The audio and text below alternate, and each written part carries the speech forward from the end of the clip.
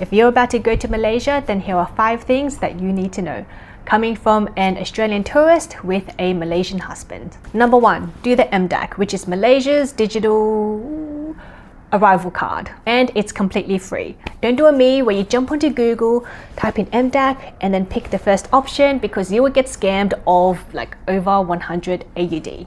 No, it doesn't cost anything. Just make sure you go through the official website, which I will link down below. Oh my god, I was so mad. 100 AUD can buy a lot in Malaysia. Number 2, whenever you're receiving or giving anything like cash or card, then make sure you use your right hand, because using a left hand is considered rude and unhygienic. And that's because the left hand is reserved for cleaning your body after going to the bathroom. For example, cleaning your bottom after doing a number 2. Now, of course, Malaysia is a melting pot of different cultures. We have Malays, Indians, Chinese, and more. So this is much more important for Malays and some Indians. But you know what, just to be safe, if you're interacting with anyone, just use the right hand. You can't go wrong. There was one time where I was in a clothing store and I went to pay with my card and I used my left hand. Oh my god, my husband actually had to apologize for me. Like, I was mortified. I felt so bad. So yeah, again, don't do a me. Number 3, point with your thumb, which you may have noticed I did at the start of the video. And that's because it's rude to point with your index finger. So yeah, whoever you're interacting with, just use your thumb. Number 4, roads are crazy. There are no rules. Like, what are they? I remember one time when my husband was driving, we saw like a really congested and clogged up highway, and there's like another road that merges into it. And we actually saw cars like reverse out of that road, reverse back from the toll point. Even though there were like cars wanting to like enter in, they had to wait for them to go out. Like, how crazy is that? So if you're driving, you are so brave.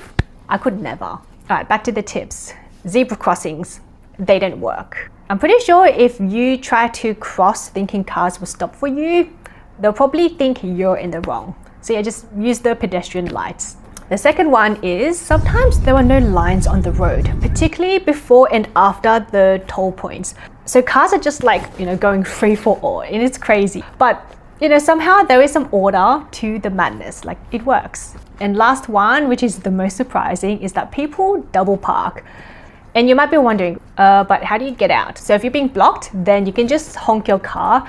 And people will actually come out, of the restaurants and buildings just to check if it's their car. Or sometimes people might just leave like a note with their number on the car, which again, it all works.